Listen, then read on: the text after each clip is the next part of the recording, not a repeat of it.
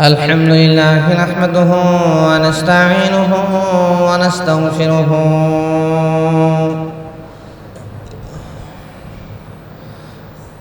ونعوذ بالله من شرور أنفسنا ومن سيئات أعمالنا من يهده الله فلا مضل له ومن يضلله فلا هادي له ونشهد أن لا إله إلا الله وحده لا شريك له الذي لا ضد له ولا ند له ولا مثل له ولا مثال له ولا إله إلا هو أما بعد فأعوذ بالله من الشيطان الرجيم بسم الله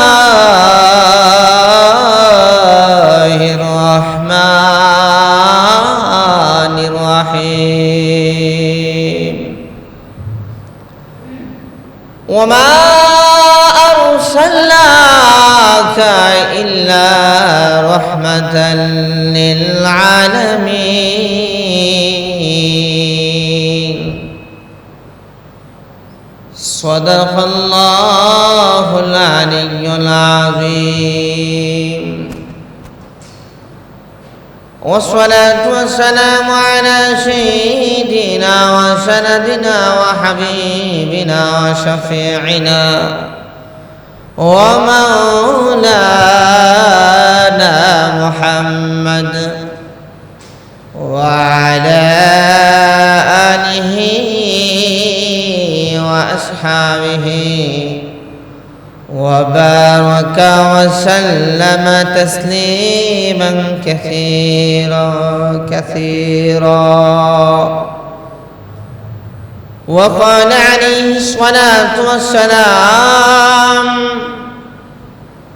من صلى علي واحدا صلى الله عليه عشرا أو كما قال عليه الصلاة والسلام وقال النبي صلى الله عليه وسلم من صلى عشرا في أول النهار وعشرا في آخر النهار نالته شفاعتي إلى يوم القيامة أو كما قال عليه الصلاة والسلام بارك الله لنا ولكم في القرآن العظيم ونفعنا وإياكم والذكر الحكيم والحمد لله رب العالمين درود إبراهيم بني اللهم صل على محمد وعلى آل محمد كما صليت على إبراهيم وعلى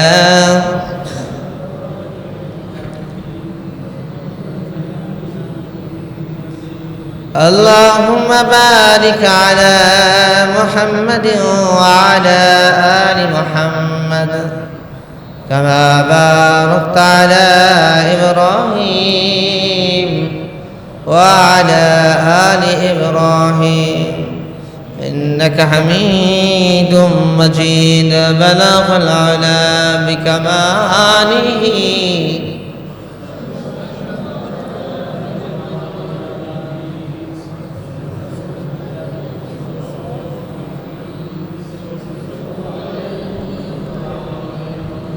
بلغ العلا بكماله كشف الدجى بجماله حسنت جميع خصاله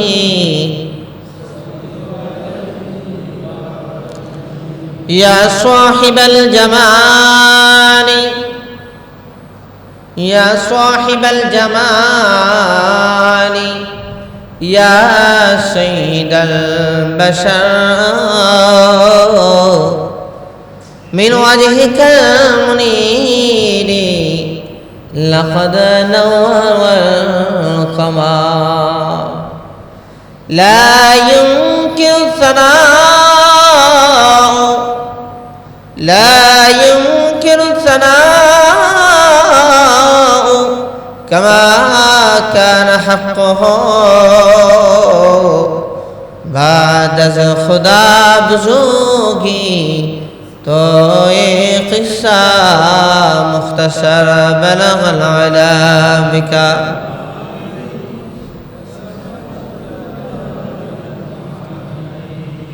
حسنت جميع خصاله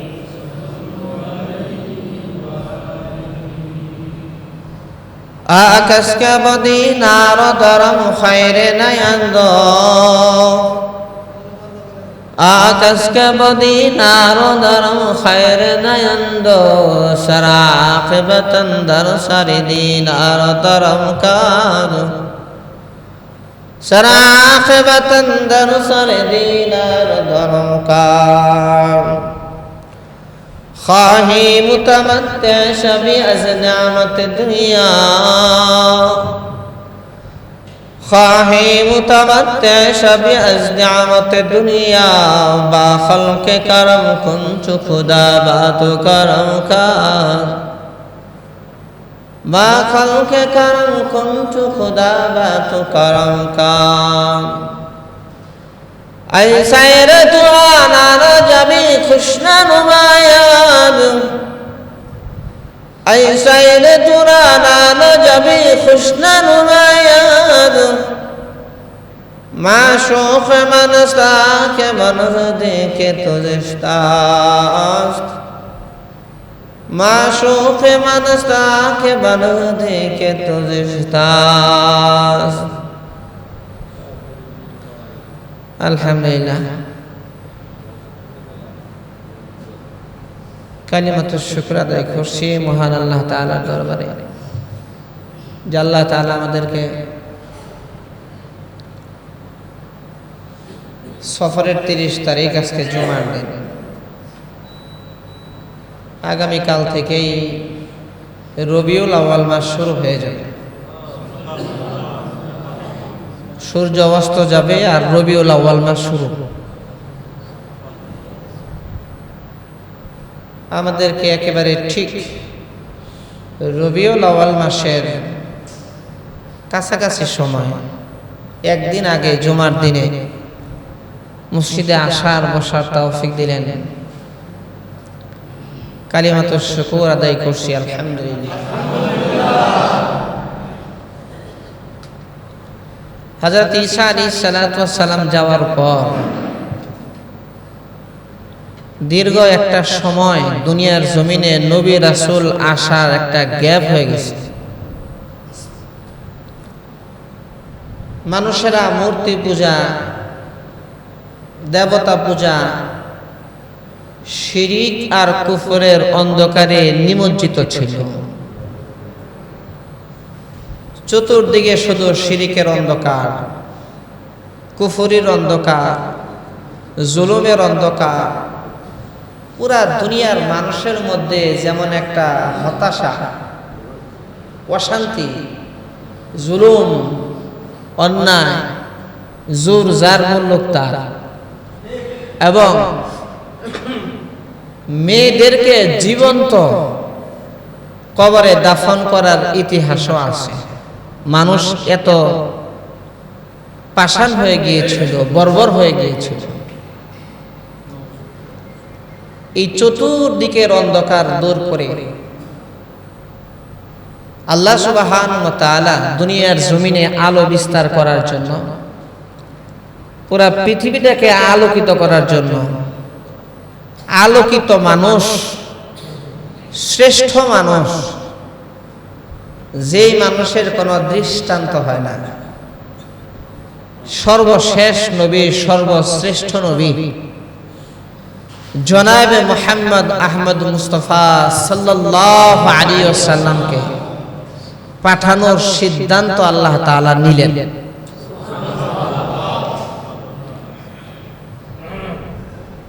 হুজুর সাল্লাল্লাহু আলাইহি ওয়াসাল্লাম জন্মের বছর অনেক ঘটনাই ঘটছে। জন্মের ঠিক 50 দিন আগের ঘটনা, ইয়ামানের বাদশাহ আব্রাহা আল্লাহর ঘর ভাঙার জন্য আসছিল হস্তি বাহিনী নিয়ে। সেই ঘটনা আপনারা জানেন। আল্লাহ তাআলা আবাবিল পাখি দিয়া সমূলে ধ্বংস করে দিয়েছে। আল্লাহ বোঝাতে চান ধ্বংস করার জন্য বলে যে বড় অস্ত্রের দরকার নাই, ছোট্ট পাখি যথেষ্ট। এক ল্যাংড়া মশা দিয়ে আল্লাহ নমরুদকে ধ্বংস করে দিয়েছে। ল্যাংড়া মশা। আল্লাহ তাআলা বাহিনী, মশা বাহিনী এসে হামলা করছে। সুবহানাল্লাহ। হুজুর সাল্লাল্লাহু আলাইহি ওয়াসাল্লাম যখন জন্মগ্রহণ করেন, জন্মের সময়ও অসংখ্য অগণিত ঘটনা ঘটছে। বিশ্বনবী সাল্লাল্লাহু আলাইহি ওয়াসাল্লাম যখন তার মা আমিনার গর্ভে ছিলেন, মা আমিনা বলেন যে মহিলাদের পেটে বাচ্চা থাকলে যে একটা অশান্তি ভাব, বমি, খাওয়া দাওয়া করা যায় না, ঘুমাইতে পারে না। আমরা তো পুরুষ মানুষ, আমরা মা হওয়ার জ্বালা বুঝি না। মহিলারা বুঝে যে মা হওয়ার যন্ত্রণা কি, কষ্টটা কি। এই জন্য হুজুর সাল্লাল্লাহু আলাইহি ওয়াসাল্লাম মায়ের মর্যাদা বাপের চাইতে 3 গুণ বাড়ায় দিয়েছে। হুজুর সাল্লাল্লাহু আলাইহি ওয়াসাল্লামকে জিজ্ঞেস করছে খেদমত করব কার? কয় মায়ের। খেদমত করব কার? কয় মায়ের। খেদমত করব কার? কয় মার। খেদমত করব কার? হুজুর সাল্লাল্লাহু আলাইহি ওয়াসাল্লাম বলেন তোমার বাবা। এই জন্য মা যেমনই থাক না কেন, পাগল থাক আর যাই থাক, মুশরিক থাক, অমুসলিম থাক, মুসলমান থাক, যাই থাক, মায়ের কোনো তুলনা হয় না। আবু হুরায়রা রাদিয়াল্লাহু তাআলা বলছেন, ইয়া রাসূলুল্লাহ, আমার মা তো শুধু আমারে গালিগালাজ করে, অশান্তি দেয়, তা মার কথার জবাব দিতে পারবো কিনা? হুজুর সাল্লাল্লাহু আলাইহি ওয়াসাল্লাম বলেন যে না, মায়ের কথার কোনো জবাব নাই। আর একটু জোরে কর না ভাই, সুবহানাল্লাহ। একটু গরম না করলে কি ওয়াজ আসে নাকি? শ্রোতাদের বাপ বুঝা হলো ওয়াজ বের করে দিবেন তো আল্লাহ তাআলা। সুবহানাল্লাহ, আলহামদুলিল্লাহ না কোন, ঘুম ঘুম বাপ কোন, তা আমিও ঘুমাই যাব। তখন আবু হুরায়রা রাদিয়াল্লাহু তাআলা বললেন যে ইয়া রাসূলুল্লাহ, আমাকে গালিগালাজ করুক অসুবিধা নাই, আমাকে পিটায় অসুবিধা নাই, আপনার নাম নিয়ে যখন গালিগালাজ করে তখন তার সহ্য হয় না। আমরা সাহাবীরা তো সব সহ্য করতে পারি, কিন্তু আল্লাহর রাসূলকে গালি দিলে এটা আমরা সাহাবীরা কোশ্চিন কালো বরদাস্ত করতে পারি না, পারবো না। এরপরও কি কোনো জবাব দিতে পারবো না? আল্লাহ নবী বললেন এরপরও চুপ করে থাকবে। আবার কন্যা আল্লাহ নবীর এই সাহাবী হযরত আবু হুরায়রা রাদিয়াল্লাহু তাআলা অনেকে রেখে বলেন, ওগো নবীজি, যেহেতু মার কথার কোনো জবাব দিতে পারবো না, আবার আপনাকে গালিগালাজ করলে আমরা বরদাস্ত করতে পারবো না, সহ্য করতে পারবো না। আল্লাহ নবীজি বড় বেকায়দায় পড়ে গেলাম, আপনি দোয়া করে দেন যাতে আমার মার হিদায়াত হয়ে যায়, আমার মা যাতে ভালো হয়ে যায়। আল্লাহ রাহমাতুল লিল আলামিন তখন দোয়া করলেন, আল্লাহুম্মা হাদি উম্মা আবি হুরায়রা, আল্লাহুম্মা হাদি উম্মা আবি হুরায়রা, আল্লাহুম্মা হাদি উম্মা আবি হুরায়রা। ওগো আল্লাহ, আবু হুরায়রার মাকে হেদায়েত দিয়ে দাও, আবু হুরায়রার মাকে হেদায়েত দিয়ে দাও, আবু হুরায়রার মাকে তুমি হেদায়েত দিয়ে দাও। আল্লাহ নবীর সাহাবী আবু হুরায়রা রাদিয়াল্লাহু তাআলা আল্লাহ নবীর দোয়ার পরে এমন এক দৌড় মারলেন, দৌড়াইতে দৌড়াইতে পেরেশান হয়ে গেছেন। রাস্তায় এক সাহাবীর সাথে দেখা, সাহাবী জিজ্ঞেস করে, আবু হুরায়রা কই যাও? আবু হুরায়রা রাদিয়াল্লাহু তাআলা ডেকে ডেকে বলেন, আমি আমার বাড়িতে যাই, আজকে দেখব আমি আগে বাড়িতে পৌঁছাই না, আমার নবীর দোয়া আগে বাড়িতে পৌঁছায়। সাহাবী রাদিয়াল্লাহু তাআলা বাড়ির দরজার সামনে, গেটের সামনে গিয়ে হাজির হয়ে গেলেন। মা বলে ডাক দেন। অন্য দিন মা তো গালিগালাজ দিয়ে স্টার্ট করে, আবু হুরায়রা অন্য দিন গালিগালাজ দিয়ে স্টার্ট করে, কিন্তু আজকে আবু হুরায়রার মা ডেকে ডেকে বলে, বাবা আবু হুরায়রা তুমি আসছো? ও বাবা তুমি আসছো, আসো আসো ভিতরে আসো। আবু হুরায়রা রাদিয়াল্লাহু তাআলা ভিতরে গেলেন, দেখেন মা মনে হয় গোসল করেছে, পাক পবিত্র হয়েছে। মা ডেকে ডেকে বলে, আবু হুরায়রা আমি এতদিন যাবত ভুল করেছি, অন্যায় করেছি, তোমার সাথে খারাপ আচরণ করেছি, বিশ্ব নবীর নামেও গালিগালাজ করেছি। বাবারে আমি ভুল করেছি, অন্যায় করেছি, আমাকে নিয়ে চলো বিশ্ব নবীর দরবারে, বিশ্ব নবীর কাছে মাফ চাইব, আর কালিমা পড়ে মুসলমান হয়ে যাব। এই হলো রাসূলের দোয়া। আর মা কত মর্যাদা সম্মান আল্লাহ নবী বিশ্ব নবী দিয়েছেন। হুজুর সাল্লাল্লাহু আলাইহি ওয়াসাল্লাম বলছেন, তোমার মা খুশি, তোমার বাবা খুশি, আল্লাহ খুশি। মা বাবা বেজার, আল্লাহ বেজার, মা বাবা খুশি, আল্লাহ সুবহানাহু ওয়া তাআলা খুশি। চিৎকার দিয়ে বলেন সুবহানাল্লাহ। সাহাবী বলেন, ইয়া রাসূলুল্লাহ আমি জিহাদের ময়দানে যাইতে চাই। কয় তোমার মা আছে? কয় আমার অসুস্থ মা আছে, বৃদ্ধা মা। কয় তুমি তোমার মার খেদমত করো। আল্লাহ নবী মায়ের মর্যাদা এত বাড়ায় দিয়েছে, সুবহানাল্লাহ। মায়ের চেহারার দিকে একটু যদি রহমতের নজরে একবার তাকায়, একটা কবুল হজের সওয়াব পাবে। সাহাবী বলেন, জি ইয়া রাসূলুল্লাহ দুইবার যদি তাকাই, কয় তাহলে দুইটা কবুল হজের সওয়াব। 100 বার তাকাইলে 100টা আল্লাহর ভান্ডারে কম নাই, আল্লাহ যত ইচ্ছা তত দেবে। তো বলতেছিলাম, একটা মায়ের যে কত কষ্ট হয় সন্তান পেটে নেয়, মাই জানে, এজন্য মায়ের মর্যাদা বেশি।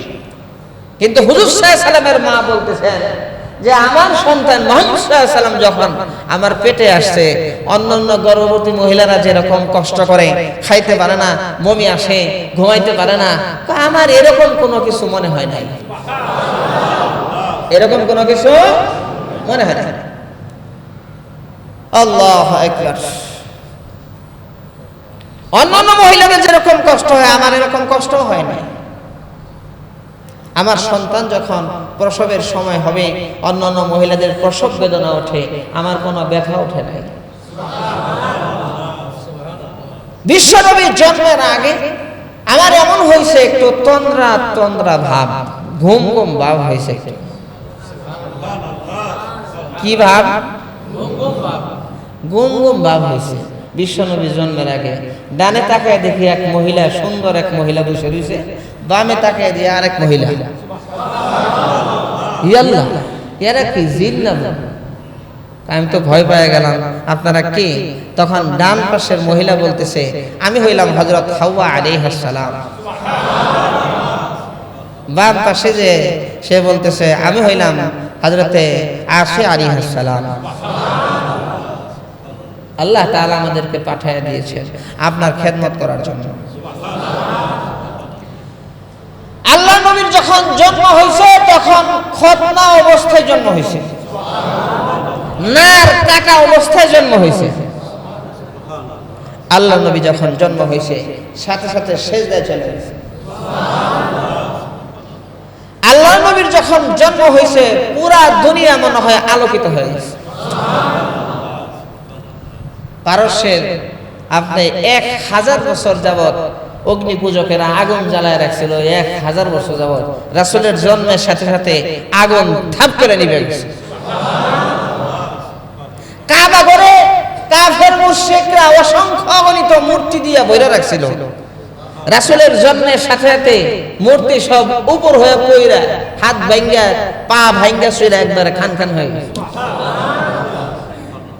আল্লাহ তাআলা বিশ্ব নবীকে পাঠাইছেন কুফর আর শিরক দূর করার জন্য, দুনিয়ার জমিন থেকে কুফর শিরকের অন্ধকার দূর করার জন্য পাঠিয়েছেন। আল্লাহ তাআলা বুঝায় দিলেন। বিশ্ব নবীর যখন জন্ম হয়েছে, জন্মের পরে হঠাৎ করে দেখে যে বিশ্ব নবী নাই, শিশু বাচ্চা কাছে নাই। মা আমেনা তখন ভয় পেলেন, আরে মাত্র আমার সন্তান জন্ম হইল, কোথায় গেল, কে নিয়ে গেল, জিন ভূতে নিয়ে গেল, এত সুন্দর সন্তান, বলি এরকম সুন্দর বাচ্চা আমার জিন্দেগিতে আমি দেখি নাই। এত সুন্দর বাচ্চা তো জিন্দেগিতে দেখি নাই। আর কোন জিনে নিয়ে গেল না ভূতে নিয়ে গেল। হঠাৎ করে জিবরাইল আলাইহিস সালাতু ওয়াস সালাম মুহাম্মদ সাল্লাল্লাহু আলাইহি সাল্লামকে কোলে করে নিয়ে এসে বলতেছেন, এ আমেনা ভয় পেও না, ভয় পেও না, আমি জিবরাইল আলাইহিস সালাতু ওয়াস সালাম তোমার সন্তানকে দেখার জন্য আসমান জমিনের ফেরেশতারা রিকোয়েস্ট করছিল, দরখাস্ত করছিল। আমি জিবরাইল তোমার সন্তানকে দেখানোর জন্য নিয়ে গিয়েছিলাম, এই যে নাও তোমার সন্তান তোমার কোলে ফিরিয়ে দিলাম। তোমার সন্তান তুমি নাও। এই সন্তান হলো বিশ্বনবী সাল্লাল্লাহু আলাইহি ওয়াসাল্লাম। হুজুর সাল্লাল্লাহু আলাইহি ওয়াসাল্লাম বলে যে হালিমাতুস সাদিয়া রাদিয়াল্লাহু আনহা উনি যখন বিশ্বনবীকে দুধ পান করার জন্য নেবেন, সবাই তো আয়েশা আপনার ধনী ধনী ঘরের বাচ্চাদেরকে নিয়ে গেছে। আরবের মধ্যে এটা প্রচলন ছিল, ওই গ্রাম থেকে মহিলারা আয়েশা শহরের বাচ্চাদেরকে নিয়ে যেত, দুধ পান করাইতো, এর বিনিময়ে কিছু পাইতো, আর এরাও দুধ পান করার জন্য দিত।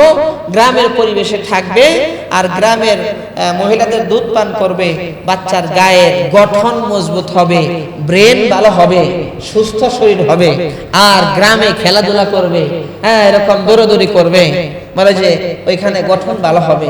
এই জন্য আগে এটা প্রচলন ছিল যে দুধ পান করার জন্য এই মহিলাদেরকে বাচ্চাদেরকে দিত, এর বিনিময়ে কিছু দিত।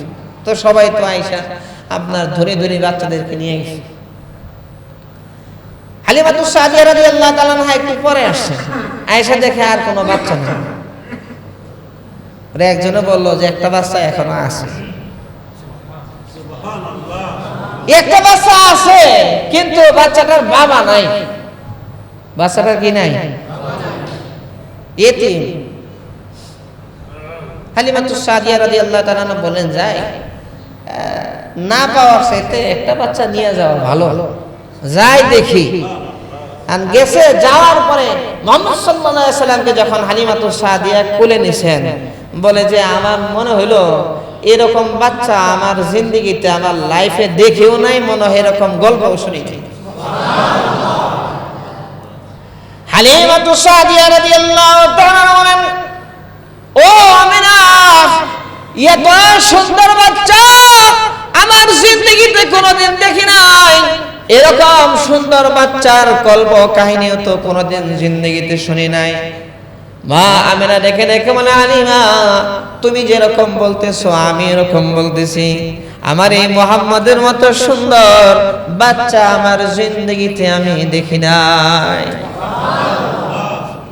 এমন সময় হুজুর সাল্লাল্লাহু আলাইহি সাল্লামের দাদা আব্দুল মুত্তালিব কইতাছে, ও আমিনা, ও হালিমা, জিন্দেগিতে কয়টা দেশ ঘুরছো, কয় জায়গায় গেছো মহিলা মানুষ? আমি তো পৃথিবীর আনাচে কানাচে ব্যবসা বাণিজ্যের খাতিরে ঘুরছি। আমি আব্দুল মুত্তালিব বলতেছি আমার জিন্দেগিতে এরকম বাচ্চা আমি দেখি নাই।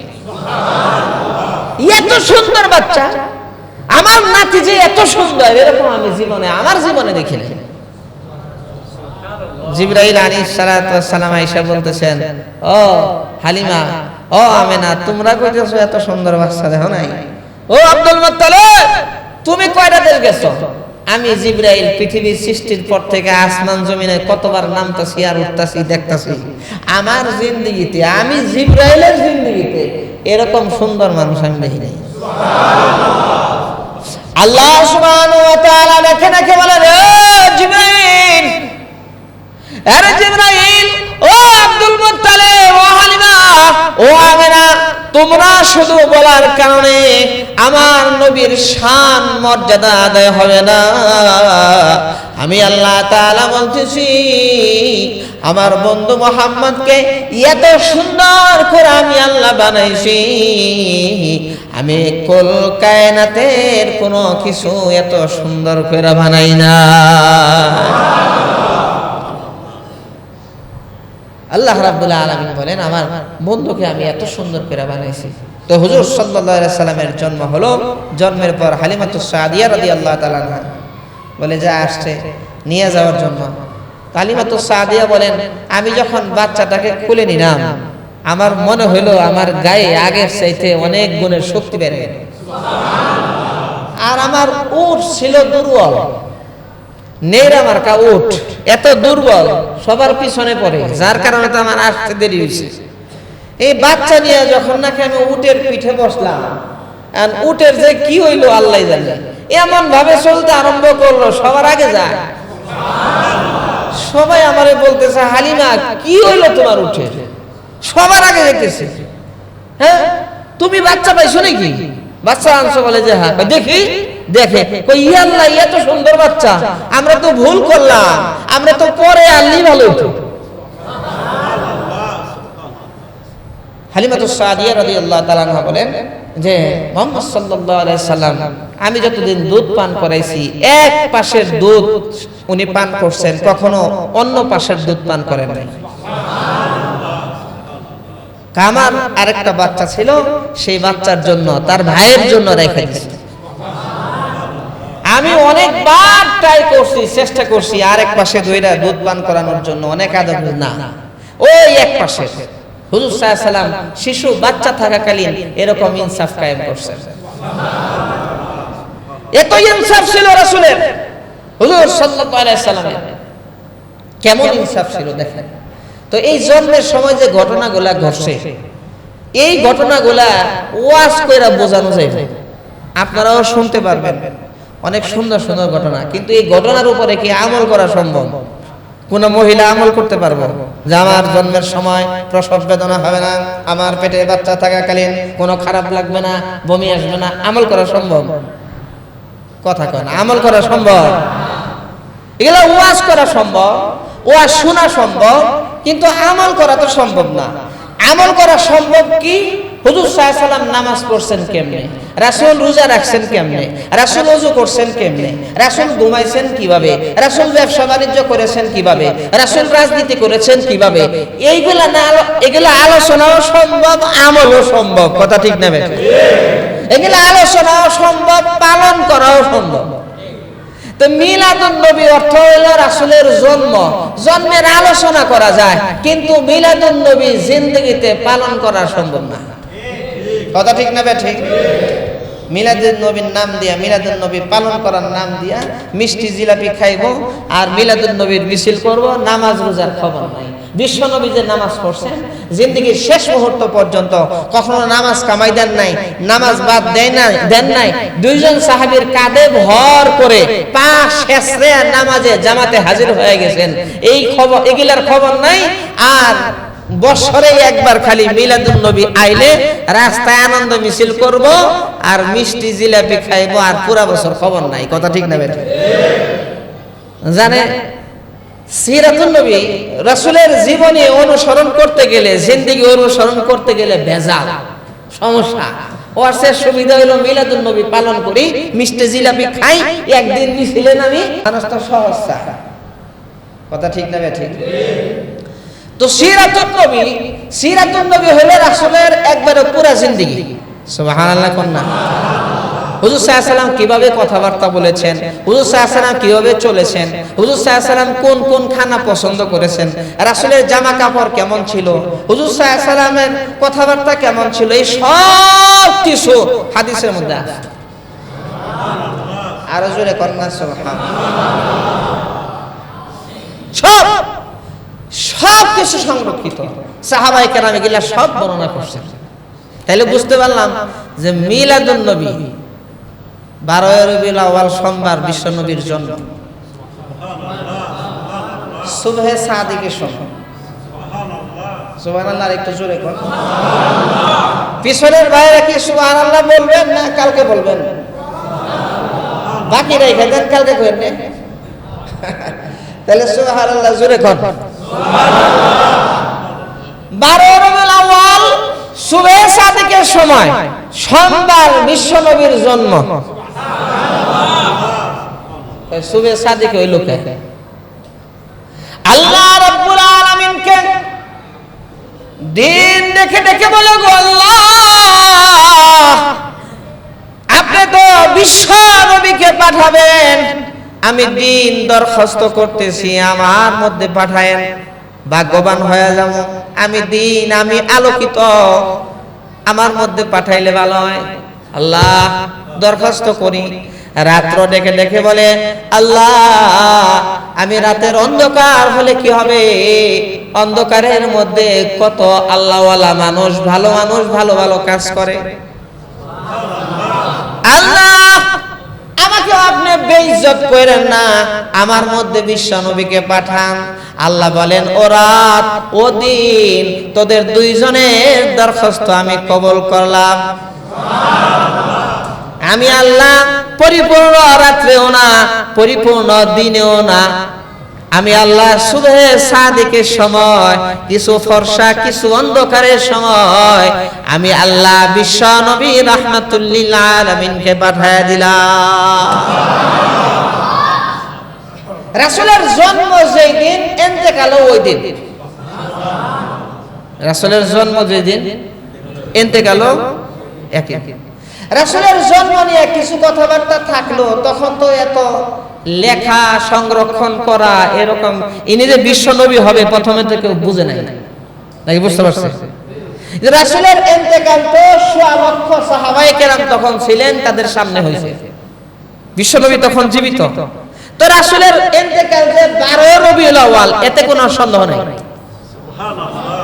আচ্ছা, যদি এখন আপনি জন্ম তারিখ পালন করেন, বিশ্বনবীর মিলাদুন নবী পালন করেন, তাহলে বিশ্বনবী তো এই দিনে বিশ্বনবীর ইন্তেকাল হয়েছে, তাহলে তো আনন্দ মিছিল করলে শোক মিছিলও করতে হবে। কথা ঠিক না? ঠিক। জন্মদিন যদি পালন করেন, তাহলে মৃত্যু বার্ষিকীও তো পালন করতে হইব। বিশ্বনবীর জন্ম বলে কথা, হ্যাঁ, এর চাইতে খুশি তো আর হয় না। এর চাইতে খুশি আছে কি বলেন? এই দুনিয়ার জমিনে বিশ্বনবীর জন্মের মতো খুশি আর আছে? আর এই পৃথিবীর বুকে বিশ্বনবীর ইন্তেকাল, এর চাইতে দুঃখ আর কষ্টের কথা আর আছে?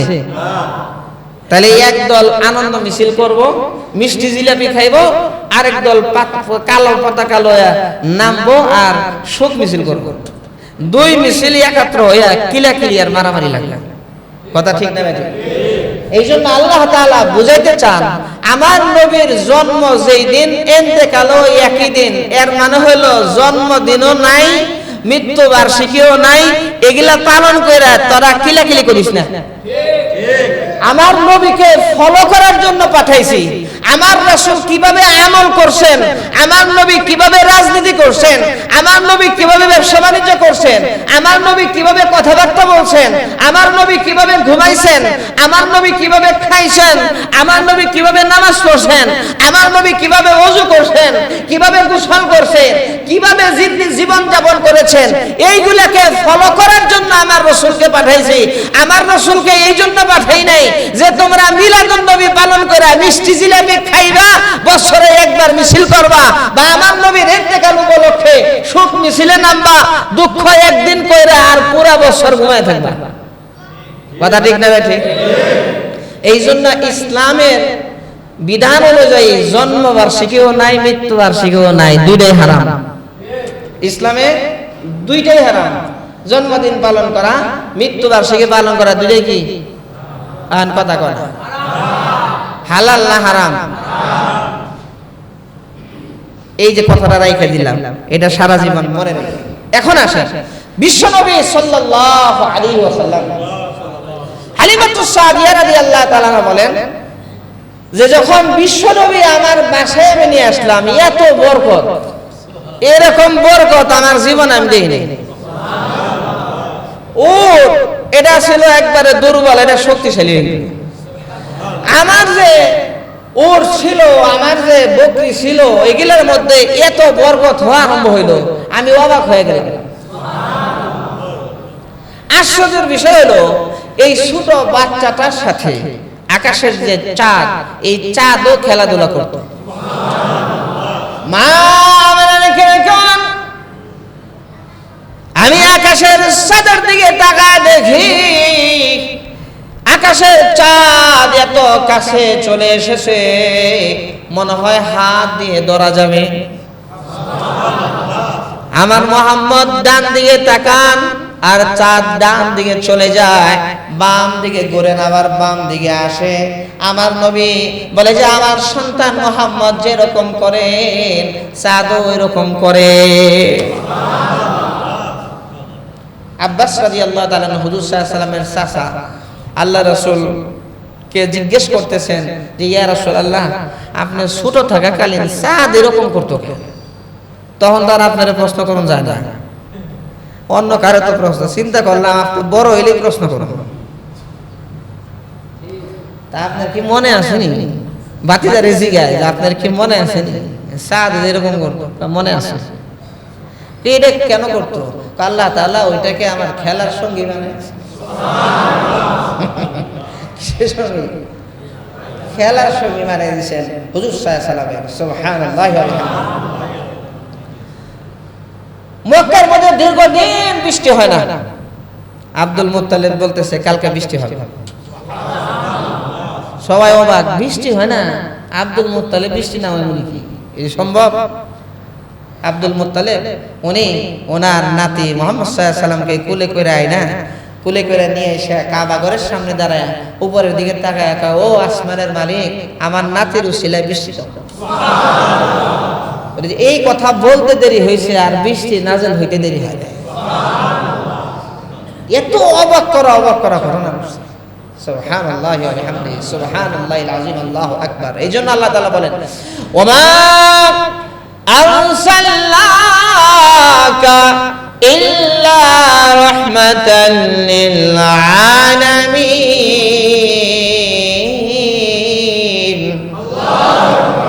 নবীজি, আপনাকে দুনিয়ার জমিনে প্রেরণ করেছি বিশ্ববাসীর জন্য রহমত হিসাবে। এই জন্য হাদিস শরীফের মধ্যে আসছেন, আল্লাহ নবীর উপরে কেউ যদি একবার দরুদ শরীফ পড়ে, আল্লাহ রাব্বুল আলামিন একবার না দুইবার না, আল্লাহ তাআলা তার উপর 10 বার রহমত নাযিল করেন। 10টা গুনাহ আল্লাহ মাফ করে দেন, 10টা মর্যাদা আল্লাহ তাআলা বাড়ায় দেন। আল্লাহ নবীর উপরে কেউ যদি সকালে সন্ধ্যায় 10 বার করে দরুদ শরীফ পড়ে, আল্লাহ কাল কিয়ামতের ময়দানে আমি বিশ্ব নবীর সুপারিশ তার কাছে পৌঁছবে, আমি নবী তার জন্য সুপারিশ করে জান্নাতে নিয়ে যাব। দরুদ শরীফের সাথে আল্লাহ নবীর সাথে সম্পর্ক বেশি বেশি যেই ব্যক্তি দরুদ শরীফ পড়বে তার জিন্দেগিতে অভাব অনটন স্পর্শ করতে পারবে না।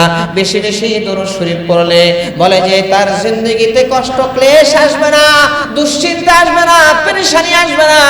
দরুদ শরীফের উসিলায় আল্লাহ তাআলা তার সমস্ত পেরেশানি দূর করে দিবে। হযরত আলী রাদিয়াল্লাহু তাআলার কাছে এক ভিক্ষুক গেছে। ভিক্ষুক যায় না, এর পাঠাইছে আবু জেহেল, উতবা, সাইবা, ওলীদ ইবনে মুগীরা। যখন আইছে, আসার পরে কয় আমার আল্লাহর রাস্তায় কিছু দেন। কয় কি, ওই যে মুহাম্মদের যে মেয়ের জামাই আছে এর কাছে যাও, হ্যাঁ দিব। হ্যাঁ মুহাম্মদ নবীর মেয়ের জামাই, হ্যাঁ বলে নবী। মজাক করতো আর কি, বৈশা বৈশা। কাফের বেঈমানদের কাজ হলো মুমিনদেরকে নিয়ে ঠাট্টা বিদ্রুপ করা, মজাক করা। এই জন্য কাউকে নিয়ে ঠাট্টা করা ইসলাম হারাম করছেন, হারাম। অপমান করা, অপদস্থ করা, ঠাট্টা বিদ্রুপ করা, এমনি যদি হাসি মজা করে তাকে খাটো না করা হয় তাহলে সমস্যা নেই। এরকম মজা হুজুর সাল্লাল্লাহু আলাইহি ওয়াসাল্লাম করছেন। হুজুর সাল্লাল্লাহু আলাইহি ওয়াসাল্লাম সাহাবায়ে কেরামদেরকে নিয়ে একবার খেজুর খাইতেছিলেন। খেজুর কি খাইতেছিলেন? খেজুরও খালি রমজান মাসে খায় না, রমজান ছাড়াও খায় না। খেজুরের মধ্যে অনেক বরকত আছে। খেজুরের মধ্যে বরকত আছে। বিভিন্ন কিসমের খেজুর, আজওয়া খেজুর হুজুর সাল্লাল্লাহু আলাইহি ওয়াসাল্লাম পছন্দ করতেন। বলে যে আজওয়া খেজুর কেউ যদি প্রত্যেকদিন 7টা করে খাইতে পারে, আজওয়া খেজুর, আল্লাহ সুবহানাহু ওয়া তাআলা তাকে জটিল জটিল রোগ থেকে হেফাজত করেন। এমন অবস্থা হয় যে 7টা করে যদি আজওয়া খেজুর কেউ খাইতে পারে যে তার বিষ বেদনা, এমনকি বলে যে তাকে যদি এমন অবস্থা করা হয় সাপে কামড়াইলেও তার বিষ কাজে লাগে না। তাই বলে আবার চিন্তা করেন না যে যাক হুজুর ওয়াজ করছে 7 খেজুর খায়া বিষ খায়ালেন, এই কামাবর করেন না। আমগো যে ঈমান লটর বটর ঈমান, দুর্বল ঈমান। তো আজওয়া খেজুরের মধ্যে আল্লাহ সুবহানাহু ওয়া তাআলা অনেক ভিটামিন রেখে দিয়েছেন, মানব দেহের জন্য অনেক উপকার রেখে দিয়েছেন। সুবহানাল্লাহ। তো হুজুর সাল্লাল্লাহু আলাইহি ওয়াসাল্লাম সাহাবায়ে কেরামদেরকে নিয়ে খেজুর খাচ্ছেন। এমন সময় তো সাহাবায়ে কেরাম খেজুর খান আর বিচিগুলা সামনে রাখতেছেন। তো হুজুর সাল্লাল্লাহু আলাইহি ওয়াসাল্লাম খেজুর খায়া বিচিগুলা আলীর সামনে রাখতেছেন। সবাই তো খাওয়ার ধান্দায় আছে, আল্লাহ রাসূল খায়া খায়া আস্তে করে আলীর সামনে রাখেন। তো খেজুর খাওয়া যখন শেষ হয়েছে, সাহাবীরা দেখো আলী রাদিয়াল্লাহু তাআলা যা খেজুর খাইছেন এ বিচি তো আছে, আবার রাসূল যে খেজুর খাইছেন এই বিচি ওখানে রাখছেন, তাহলে ওখানে বিচি বেশি হয়েছে না? বেশি বেশি হয়েছে কিনা? আলীর এখানে বেশি বেশি হয়েছে ডাবল। তখন হুজুর সাল্লাল্লাহু আলাইহি ওয়াসাল্লাম বলেন, মুস্কি মুস্কি হাসেন আর বলেন, দেখো আলীর সামনে কত বিচি, মনে হয় যে কত খাওয়ানটা খাইছি। সুবহানাল্লাহ। মেয়ের জামাইয়ের সাথে হুজুর সাল্লাল্লাহু আলাইহি ওয়াসাল্লাম মজা করতেন। তো হযরত আলী রাদিয়াল্লাহু তাআলা আনহু, আল্লাহ রাসূল তো বলছেন আমি হইলাম যে ইলমের শহর, আর সেই শহরের দরজা হলো আলী। আলী রাদিয়াল্লাহু তাআলা আনহু তো কম না। তো আলী রাদিয়াল্লাহু তাআলা আনহু বলতেছেন যে আমার সামনে তো এত বিচি, আমি এত খাইছি, কিন্তু বিশ্বনবীর সামনে তো কোনো বিচি নাই। তার মানে হলো যে আল্লাহ নবী খেজুরও খাইছে, বিচি সহ খাইছে। জোরে কথা সুবহানাল্লাহ। সাহাবায়ে কেরাম তখন হাসতেছিলেন। এই দেখেন সুন্দর সুন্দর ছোট ছোট ঘটনা হুজুর সাল্লাল্লাহু আলাইহি ওয়াসাল্লামের জিন্দেগিতে। হাসি মজা কইরা কাউকে ছোট বানানো, এটা ইসলাম হারাম করে, যাতে ছোট না বানানো হয়, আর মিথ্যাও যাতে না থাকে, মিথ্যাও যাতে না থাকে। হুজুর সাল্লাল্লাহু আলাইহি ওয়াসাল্লাম এক বৃদ্ধা মহিলাকে বলতেছিলেন, বুড়া মানুষ তো জান্নাতে যাবে না। মহিলা তো আল্লাহ রাসূলের দরজার সামনে কাঁদতেছে। আম্মা জান আয়েশা রাদিয়াল্লাহু তাআলা আনহা তাকে সান্ত্বনা দিতেছেন, আর হুজুর সাল্লাল্লাহু আলাইহি ওয়াসাল্লামকে বলতেছেন, ইয়া রাসূলুল্লাহ আপনি তো বলছেন বুড়া মানুষ জান্নাতে যাবে না, এত কাইন্দা অস্থির, আপনি কি কইলেন? এটা সত্যি কি বুড়া মানুষ জান্নাতে যাবে না? হুজুর সাল্লাল্লাহু আলাইহি ওয়াসাল্লাম বলেন, হ্যাঁ বুড়া মানুষ তো জান্নাতে যাবে না, কিন্তু বুড়া মানুষকে আল্লাহ তাআলা একবারে জোয়ান বানায় জান্নাতে ঢুকাইবে। বুড়া মানুষকে জোয়ান বানায় আল্লাহ তাআলা জান্নাতে ঢুকাইবে। আল্লাহু আকবার, সুবহানাল্লাহি ওয়া বিহামদিহি, সুবহানাল্লাহ। তো যেই কথা বলতেছিলাম, কি বলতেছিলাম ভাই? বিক্ষোভ আসছে আর কাফের বেঈমানরা মজাক করতেছে, ওই যে এর কাছে যাও। হযরত আলী রাদিয়াল্লাহু তাআলার কাছে কিছুই ছিল না, ঘরে খাবার নাই, বাজার নাই, কিচ্ছু নাই, এমটি পকেট, পকেটে 4 আনা পয়সা নাই। তো এরা যখন বিক্ষোভকে পাঠাইছে, হযরত আলী রাদিয়াল্লাহু তাআলা বুদ্ধিমান, বুঝতে পারছেন যে তোমারে কে পাঠাইছে? হেরা পাঠাইছে। তুমি এক কাজ করো, তুমি হাতের মুষ্টিটা বন্ধ করো। মুষ্টি বন্ধ করছে। হযরত আলী রাদিয়াল্লাহু তাআলা আনহু কি যেন কইরা একটা ফু দিলেন। ফু দেওয়ার পরে বলতেছে, এই মুষ্টি তুমি খুলবা না, ওদের সামনে গিয়ে তারপরে খুলবা। বিক্ষোভ গেছে, এই কি দিছে তোমার? কি দিছে? আলী দিল কি? তখন তাদের সামনে মুষ্টিটা যখন খুলছে, দেখে মাশাআল্লাহ দামি একটা মুক্তা মুষ্টির ভিতর থেকে বের হয়ে আসছে। এরা তো খুব আশ্চর্য হয়ে গেছে, আরে তার অভাবের সময় চলতেছে, এত দামি মুক্তা, মূল্যবান মুক্তা কই পাইবে? সবাই গেছে, আলী তুমি এটা কই পাইলে? হযরত আলী রাদিয়াল্লাহু তাআলা বলেন, ও কাফের বেঈমানের দলেরা, আমাকে নিয়ে মজাক করো, আমার শ্বশুরকে নিয়ে মজাক করো, বিশ্ব নবীকে নিয়ে মজাক করো। তোমরা জানো আমার পকেটে এখন এই মুহূর্তে কোনো টাকা পয়সা নাই, আমি এখন এমটি, আমি এখন খালি। এরপরও তোমরা হাসি মজাক করার জন্য ভিক্ষুক পাঠাইছো। শোনো, আমি তার মুষ্টির মধ্যে আমার শ্বশুরের উপরে একবার দরুদ শরীফ পড়া ফু দিছি, আর আল্লাহর কাছে দোয়া করছি, আল্লাহ আমাকে নিয়ে মজাক করে, আপনার বন্ধুকে নিয়ে মজাক করে, আল্লাহ তাদের মজাকের জবাব আপনি দিয়ে দেন।